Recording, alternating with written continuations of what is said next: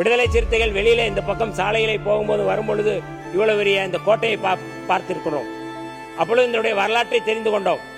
இந்த கோட்டைக்குள் நாம் போவோமா, இப்படி உட்கார்ந்து பேசுவோமா, இப்படி ஒரு மானிய கோரிக்கையை அறிவிப்போமா? நேற்றைக்கு கூட ஒரு குழந்தையை பள்ளிக்கு விட்டு செல்வதை போல விட்டு சென்று இப்பொழுதும் அவர் பார்த்து கொண்டுதான் இருக்கிறார். நான் சாதி ஒழிப்பு களத்திலே நான் கொல்லப்பட்டிருக்கலாம், அல்லது தமிழீழ விடுதலை களத்திலே நான் கிபீர் விமான தாக்குதலில் நான் கொல்லப்பட்டிருக்கலாம். ஆனால் இதனுடைய வாழ்க்கையினுடைய எக்ஸஸ் இன்னைக்கு உயிரோடு இருக்கிறேன் என்றால் அது எங்களுடைய தலைவர் எழுச்சி தமிழர் அவருடைய உத்தி. அவர்களால் இன்றைக்கு நான் இந்த களத்திலே நின்றிருக்கின்றேன்.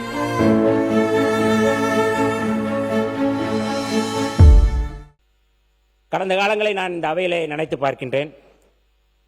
எங்களுடைய தலைவர் எழுச்சி தமிழர் அவர்கள் இதே அவையிலே சட்டமன்ற உறுப்பினராக அமர்ந்தவர். அந்த அவையில் என்னையும் அவரை அமர வைத்து அழகு பார்த்தார். நேற்றைக்கு கூட ஒரு குழந்தையை பள்ளிக்கு விட்டு செல்வதை போல விட்டு சென்று இப்பொழுதும் அவர் பார்த்து கொண்டுதான் இருக்கிறார். இன்றைக்கு என்னை எழுத வைத்து பேச வைத்து போராட வைத்த ஒரு மகத்தான ஒரு போராளி தலைவராக இருக்கிறார். விடுதலை சிறுத்தைகளுடைய இலக்கு என்பது முதல் சாதி ஒழிப்பு, தமிழ் தேசியம், பெண் விடுதலை, வர்க்கபேத ஒழிப்பு, வல்லாதிக்க எதிர்ப்பு, இதுதான் எங்களுடைய இலக்கு. இந்த சாதி ஒழிப்பு களத்திலே தொடர்ந்து இந்த களத்திலே நாங்கள் செயல்பட்டு வருகின்றோம். மாண்புமிகு முதல்வர் அவர்கள் இன்றைக்கு பிறப்புக்கும் எல்லா உயிர்க்கும் என்று அந்த முழக்கத்தை வைத்தார்கள்.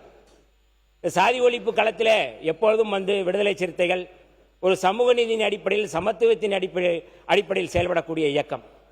எப்படி வள்ளுவ பெருந்தகை பிறப்புக்கும் எல்லா உயிருக்கும் சிறப்புவா செய்தொழில் வேற்றுமையான் என்று சொன்னாரோ, அதேபோல் அதுக்கு அடுத்து வந்த நம்முடைய ஔவையார் அவர்கள் சாதி இரண்டொழிய வேறில்லை சாற்றுங்கால் என்று அவர் சொன்னாரோ, பாரதிதாசன் சொன்னார் சாதி ஒழித்தல் ஒன்று நல்ல தமிழ் வளர்த்தல் மற்றொன்று, சாதி ஒழித்தல் ஒன்று நல்ல தமிழ் வளர்த்தல் மற்றொன்று என்று சொன்னார். பாரதியார் அவர்கள் சொன்னார்கள் சாதிகள் இல்லையடி பாப்பா என்று சொன்னார். உணர்ச்சி கவிஞர் காசி ஆனந்தன் சொன்னார், வெளிப்படையாக சொன்னார், எல்லோருக்கும் தெரியும், காட்டு மரங்களிலே கள்ளர் மரம் ஐயர் மரம் உண்டாடா தோளா, நாட்டு மனிதர்களை வேற்றுமை காட்டுகிறாய், நட்ட மரம் உன்னை விட மேலா என்று கேட்டவர் காசி ஆனந்தன் அவர்கள்.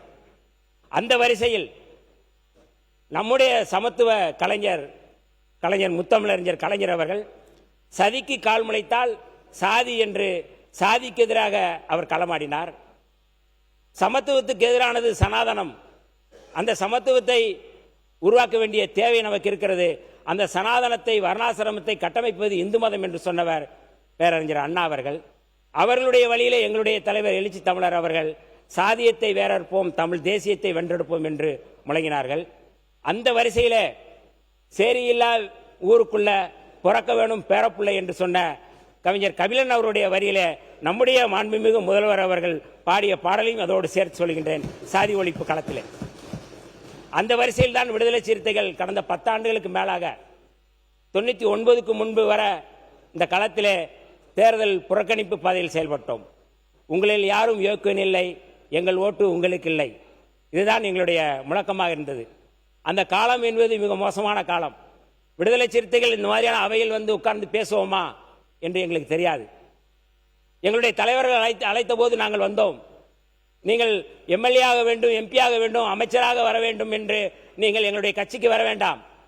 சிறைக்கு செல்லக்கூடியவர்கள் இந்த அவைக்கு வாருங்கள், என்னுடைய இயக்கத்திற்கு வாருங்கள், வாக்கரிசி போட்டுவிட்டு என்னோடு வாருங்கள் என்று சொன்னபோது அத்தனை பேரும் இயக்க இளைஞர்களாக நாங்கள் திரண்டோம்.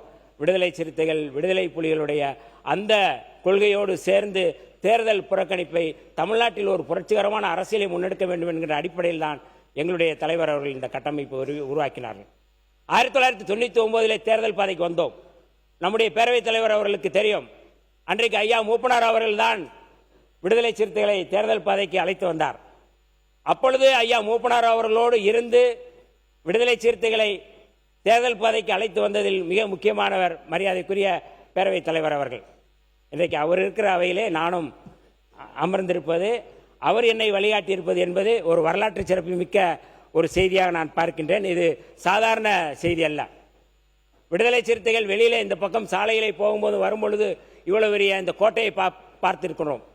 அப்பொழுது இதனுடைய வரலாற்றை தெரிந்து கொண்டோம். இந்த கோட்டைக்குள் நாம் போவோமா, இப்படி உட்கார்ந்து பேசுவோமா, இப்படி ஒரு மானிய கோரிக்கையை அறிவிப்போமா? ஏனென்றால் நாங்கள் தேர்தல் புறக்கணிப்பு பாதையை மேற்கொண்டவர்கள், எம்எல்ஏ ஆக வேண்டும், எம்பி ஆக வேண்டும் என்று வராதவர்கள், விரும்பாதவர்கள். இந்த களத்திலே நாங்கள் வந்திருக்கின்றோம். 99 நாங்கள் தேர்தல் பாதையில் அடியெடுத்து வைத்த பிறகு எத்தனை போராட்டங்கள். உங்களுக்கு எல்லோருக்கும் மற்ற இருக்கிற அவையில் இருக்கின்ற எல்லோரும் புதியவர்கள், நானும் புதியவன் தான். ஆனால் களத்திலே கால் நூற்றாண்டுக்கு மேலாக எங்களுடைய தலைவர் எழுச்சி தமிழருடைய களத்திலே நின்று களமாடியவன் நான். எத்தனையோ போராட்டங்களை நடத்தியவன் நான். இன்றைக்கு இந்த வாழ்க்கை எனக்கு ஒரு எக்ஸஸ். நான் சாதி ஒழிப்பு களத்திலே நான் கொல்லப்பட்டிருக்கலாம், அல்லது தமிழீழ விடுதலை களத்திலே நான் கிபீர் விமான தாக்குதலில் நான் கொல்லப்பட்டிருக்கலாம். ஆனால் இதனுடைய வாழ்க்கையினுடைய எக்ஸஸ். இன்னைக்கு உயிரோடு இருக்கிறேன் என்றால் அது எங்களுடைய தலைவர் எழுச்சி தமிழர் அவருடைய உத்தி. அவர்களால் இன்றைக்கு நான் இந்த களத்திலே நின்றிருக்கின்றேன்.